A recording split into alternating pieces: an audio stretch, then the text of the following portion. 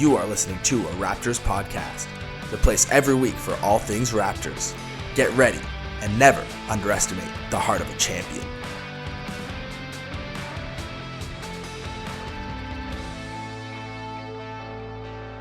Welcome back to a Raptors podcast. I am your host, as always, Lucky Roberts, and I come to you after a pretty disappointing week. Only 2 games here to talk with you. The first one against the Miami Heat, and this is one that I actually did go to.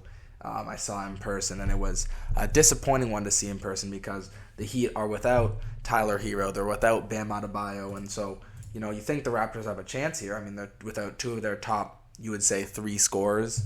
Obviously Kyle Lowry's coming back, and there was a nice ovation for him. He's done, basically. Only had 3 points in this one, 1 for 4. But it's always nice to see Kyle come back to Toronto and, show off the love, the passion that he still has for this city.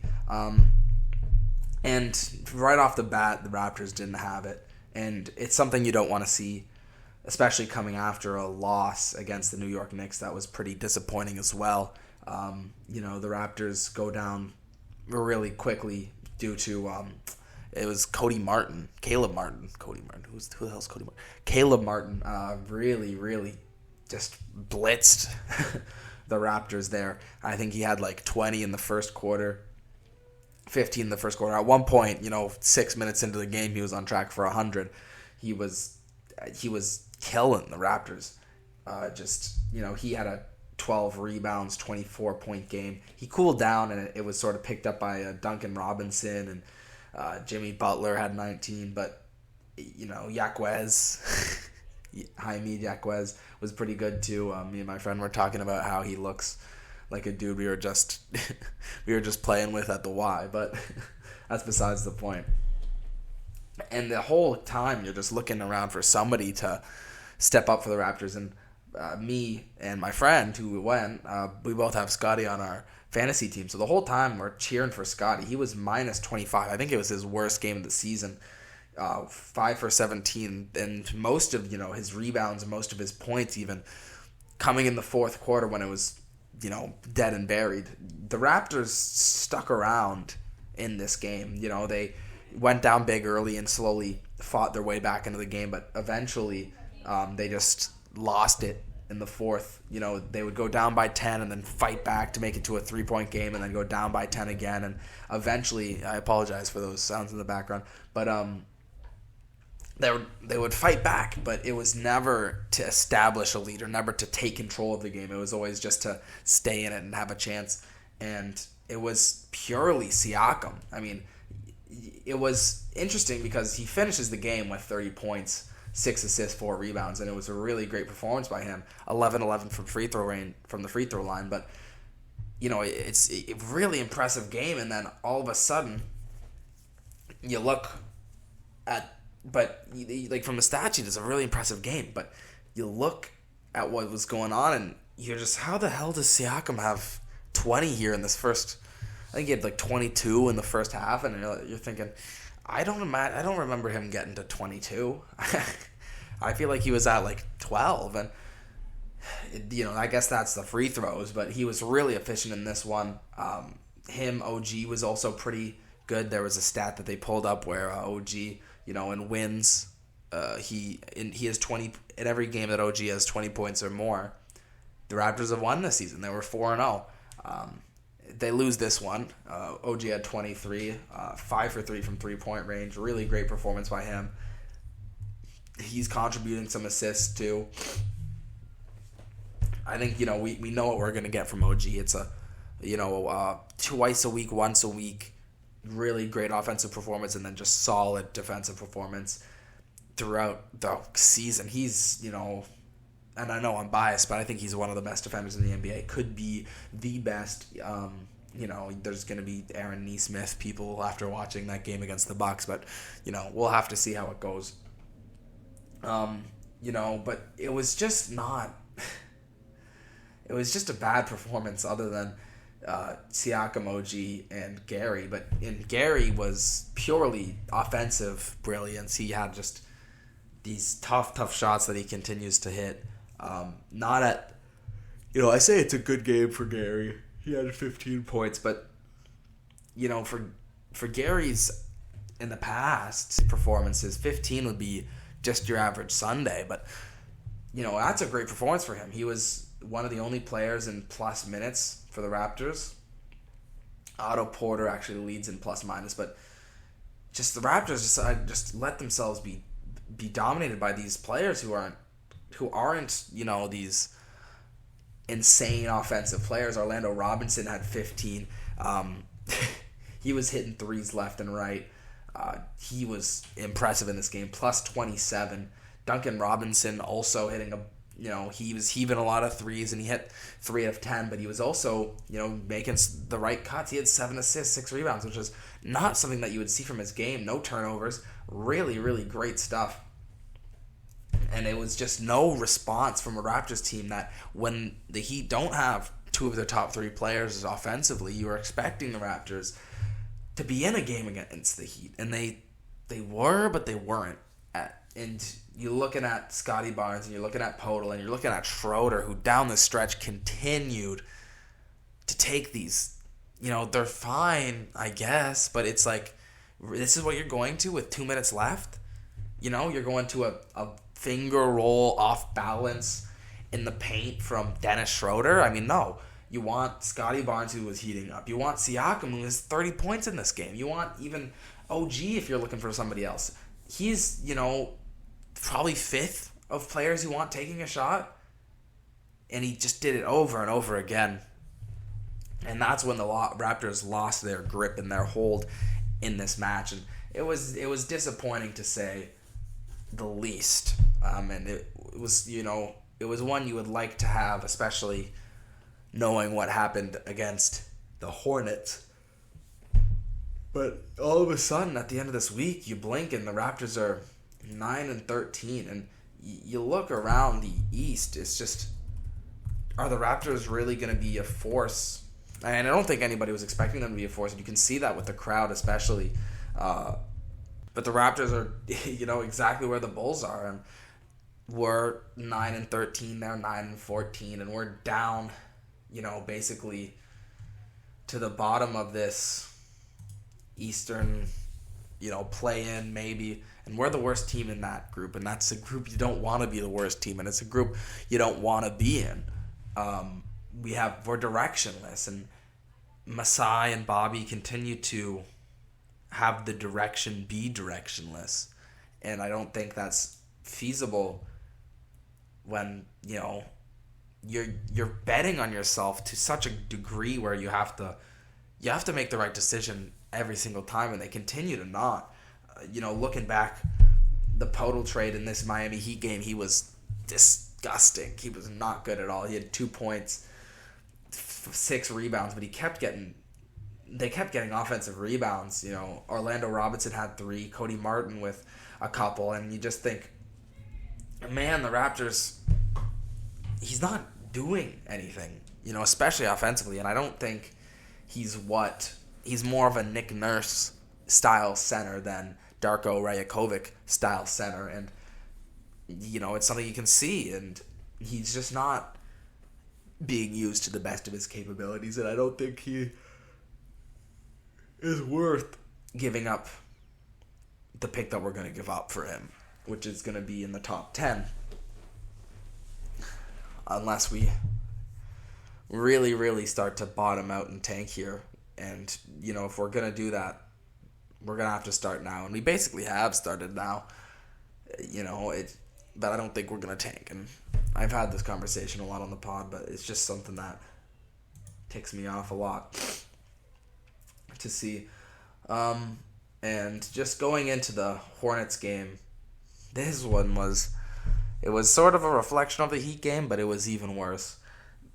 The Raptors are losing from the beginning. At the end of the first quarter, it was 35-22, and you're thinking, Jesus Christ, the Raptors are out. They're outgunned, they're outmatched, and you're thinking, okay, we're spotting them a couple points, but the Hornets are one of the worst teams in the league. And then as this game goes on, the Raptors don't take the game back. Like, oh, the Raptors are one of the worst teams in the league. and you think, what are we doing not having our first round pick? And it was another great game by Siakam, and it was a real wake-up for Scottie Barnes, who was the driving force in this one. But outside of Scottie, outside of Siakam, and I guess, throw Achua in there, Gary Trent 0 for 7. You can't do that. OG 3 for 12. 0 for 6 from 3. You can't do that.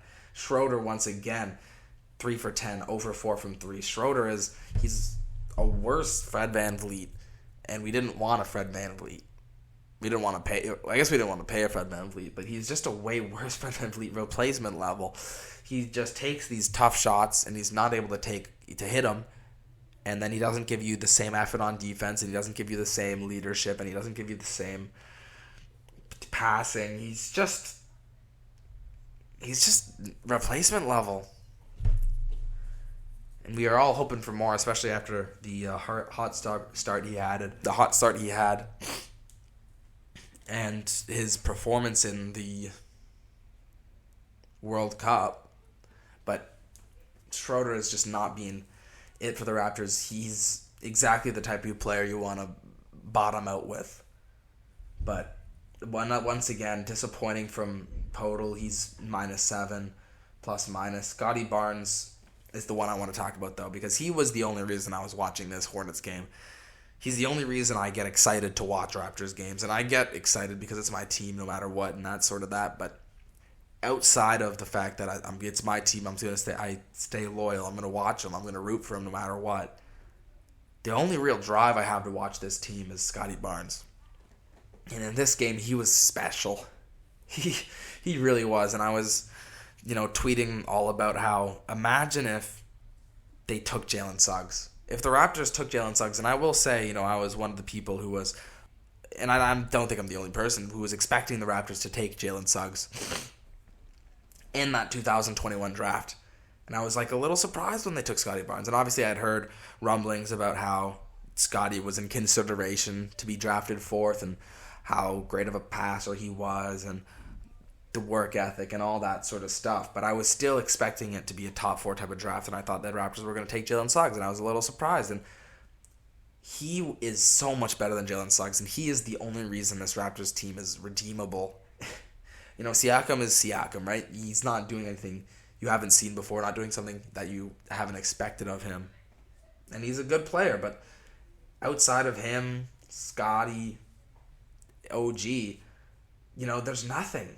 It's just, there's nothing on this team to watch, to want to watch. And that's why, like I was saying earlier, there's no fans cheering hard in Scotiabank Arena. Not even when, Kyle Lowry's in the building. There was a big standing ovation for that. That was the loudest the crowd got all game. And it was, it's a tough game, and it's a tough team, and the tickets are getting cheaper and cheaper, thank God. And MLSE is finally going to have to lower the prices. But this Raptors team is just not good at all. And Scottie Barnes with 31, with 10 rebounds, with 10 assists. He had 5 turnovers, but don't worry about that. He played great. The only thing you wish is that on a closeout, it was a reckless closeout there by Terry Rozier, and Scottie Barnes lands on his foot. And so he gets 3 free throws. Raptors are down by 3. He has to make all 3. There's about 7 seconds left. He has to make all 3. And you're thinking, okay, well, this is really it. This is, prove it time. You've dragged this corpse back into this game. Now you have to finish it, and you have to show, you're a clutch player. And this is after Terry Rozier has made just clutch shot after clutch shot. He had 21 in this game, but it felt like 30 or 40. He was really clutch. And he always seems to be. Last season, he had a couple of clutch games. Terry Rozier with a tough jumper, hitting a 3-pointer when his team needed it. And so, it was between him and it was Scottie Barnes fighting back. And Scottie misses the first free throw. And you could just feel whoever is watching this game, just a huge breath of disgust. It was not something you'd like to see from your developing player, and it's going to happen. He's going to miss it. I'm not going to take that off away from him. He was 4 for 8 from the free throw though, and he's got to be better than that, and he will improve. I'm sure, as he's shown he can improve, and his 3-pointer is really good now. He's a 35 to 40% shooter, which is something that you were saying that he needs to develop in, and he has. He was 3 for 6 in this game against the Heat. It wasn't his best game. He was 2 for 7, but he's still putting up a high volume. His jumper looks much smoother, and he's hitting these shots, and it's really impressive. And it still wasn't enough to beat the Hornets, which just shows you where this Raptors team is. Like I said, Siakam had a decent game. He was carrying... Oh, fuck me. He was carrying the Raptors throughout until Scottie Barnes took the reins in the third and fourth quarter. It was Pascal Siakam's game where he was pouring on points, pouring on the pressure, because nobody else was. Achua, had some threes, had some nice cuts and rebounds, and he showed some development. He had, 4 turnovers, so it's not a perfect game from him in the slightest, but at least, he's given something, because off the bench, nobody else has given anything. Boucher was putting in effort, at least. Malachi is Malachi. He's there. He'll hit a 3 a game or something. But this bench is just... And I will continue to say it, it's putrid. We need to bottom out. And that's something that, I think I've come to terms with, is we need to trade Siakam, we need to bottom out. And I hope I'm not saying that for too many more weeks, because it is going to be taking a toll. I love Siakam. His value seems to still be high. He's still a great player. We need to trade Siakam, bottom out, and hopefully win the lottery, keep our pick, and draft a nice player to pair with Scottie Barnes, with OG and Anunoby, because nobody else here is worth a damn. This Raptors team is not where it needs to be. And so that brings us to our future next week's schedule. The New York Knicks, followed by 2 games, back-to-back sort of, back-to-back at home, I guess to say, against the Hawks Wednesday and Friday. And then they play Charlotte again, which is hopefully a different result. But, coming up against Atlanta, who've also fallen upon some hard times themselves, and the Knicks, who just beat the Raptors, actually, last week. We'll have to see how they do. But it's, if there's ever a time to bottom out, it's now. We've got some good teams, some bad teams. The Raptors are just not a good team. So anyway, let's go talk about the play-in tournament, the landscape around the league, and then I'll have you guys on your way. So I'll see you in a sec. All right, and I am back here to talk about the NBA landscape, as well as maybe some in-season tournament things going on. First, I'll start off with the Eastern Conference, as the Magic, the Bucks, 76ers, and Celtics continue to win game after game. In their last 10, all of them winning 7, 8 games. Just really impressive stuff. Celtics, obviously you're expecting the best from them, and they've continued with Jason Tatum and Jaylen Brown and Kristaps Porzingis, who seems to be a really great addition for that team, and bringing a lot of different spacing and shooting, and even contributing some defense, which we weren't expecting from Porzingis. But he's really found himself a nice role there with the Celtics, not being forced to be a leading scorer like he was when he was in Washington. But the Celtics are at the top of the Eastern Conference, and you got, the Magic and Bucks. Magic, who've, put themselves on par with these teams. The Bucks, 76ers, teams you would expect to be there. Nick Nurse seems to be having a decent time about it with the 76ers. You've got, players logging more minutes than ever. It'll be interesting to see if their injuries bug comes to haunt them later on in the season, because a lot of their players are injury prone. Just players in general are injury prone, and it was something the Raptors definitely had happened to them as well over the past couple of seasons. But the Bucks and Magic continue to impress, and then in that 5th spot currently is the Indiana Pacers, who just beat the Bucks actually in the semifinals of the in-season tournament. I'm sure you've definitely heard about it. Tyrese Halliburton with an outstanding game. This is one of the highest scoring teams, ever. 128 points per game. Their defense is letting up a similarly high amount, but it's because the pace that they play at is just so fast and so impressive. He's whipping passes around all their young players, and I was talking to my friend, and he was telling me, my mom was. He's like, well, aren't they young? Don't they have a bunch of, improvements to make? And those players have developed, and now you're looking at a really, really good squad, rounded out pretty well now. And that's why they find themselves in that fifth spot. And then you have the Cavs, the Nets, the Knicks, even the Heat, even battling it out. Knicks lost 2 in a row after beating the Raptors. But Pacers, Cavs, Nets all winning 3 in a row, and they're really, really pouring it on, fighting for those spots that they are going to want to have so they can automatically qualify for the playoffs here. And, it's sort of something you wish that the NBA in-season tournament would have, is if a guaranteed playoff spot attached to it. Maybe, you don't know how you would do it logically with the in-season tournament and all those other things, and now the team just doesn't have to try, or where would they be seated even. So it's interesting. It's an interesting thought process to have, but I think it would make those games even more fun than they already are, and it's been a huge success for the NBA and Adam Silver. But you're having teams like the Nets, the Knicks, the Heat fighting it out, and then there's the Hawks in 10th, who the Raptors are actually playing twice next week, and the Raptors are only a half game behind the Hawks, and you're thinking, well, the Raptors have lost 3 in a row. Well, the Hawks have as well, and the Hawks are 9-12, Raptors 9-13. Those 2 games might be huge for deciding who's ending up in that 10th spot. It's not only for just record, just wins or losses, but also because just for the tiebreakers. Just if the Raptors beat the Hawks, they can tiebreak into the in-season, to the play-in tournament. But we'll have to see how that goes. The Bulls have gone on a little bit of a win streak, separating themselves from the Wizards and Pistons, and even the Hornets, who have just beat the Raptors. But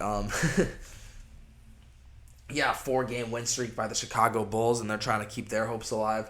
They're only a half game back of the Raptors, and they're looking pretty similar, just in the same spot as the Raptors are. And like I mentioned, you have Hornets, who just beat the Raptors, not really doing anything this season, and then the Wizards and Pistons, who have now lost 19 in a row. Moving on to the Western Conference, we have the Minnesota Timberwolves way above everyone else, 3 games ahead of everybody else. They're 17-4. Anthony Edwards has really taken that leap, and he's proven that he is here to stay as a top player in the NBA, as well as Halliburton has, and Shai Gilgeous has, who's actually on the Oklahoma City Thunder, who is in the 2nd seed currently in the West. They're 14-7. It's interesting because the top teams in the East, the top high tier, seems to be better than the West. Obviously, you're not considering the Timberwolves, but they're currently the team in the West. The Nuggets, Lakers, Kings, and Mavericks, all rounding out that automatic playoff spot. The Lakers have a chance to win $500,000 per player coming up here. I'm recording this obviously before the final in-season tournament game, just about an hour and a half before. So we'll see who wins between the Lakers and who wins between the Pacers. I think it's going to be a really entertaining game to watch coming up. But you look at the West, and it's just a little more deep, though, because in that 10 spot, you have the Pelicans, who are above 500, and the Pelicans, who also made it to the semifinals and lost to the Lakers, and they're in 10th. They're not this team that's guaranteed anything, and that's why it would be interesting, if the in-season tournament had a playoff spot. But that's neither here nor is it there. The Clippers, the Rockets, the Suns, all, Rockets, Clippers turning it around a little bit. Suns dropping down a couple of spots in the pecking order. And then you have just the bottom tier of the West. The Warriors are struggling going through it, fighting some demons there. Comparable to the Bulls, comparable to the Raptors, where it's just, maybe their time's up. And maybe it's time to usher on a new generation of player, of new Warrior talent, and maybe new Raptor talent, or maybe new Bulls talent. And we'll have to see how it continues to develop. But they continue to tread water and continue to live in the mud. And, you've got the Jazz, Grizzlies, Trailblazers, and the Spurs, who have lost 16 in a row, pretty similar to the Pistons. So we'll have to see. I'm very excited for this in-season tournament game. Will LeBron do something that Michael Jordan never has done? Will he win the in-season tournament? We'll have to see. But that's going to be it for me. I'll be back next week after the Raptors play the Knicks on Monday. Then Wednesday, Friday, they have the Hawks in what could be very important for those play-in tournament spots. We'll have to see if the Raptors make any moves, which I hope they do, but we'll have to see. And this has been Lucky Roberts for a Raptors podcast. Follow me on Twitter, do what you want. Thanks for listening, and I'll see you guys later. Thanks.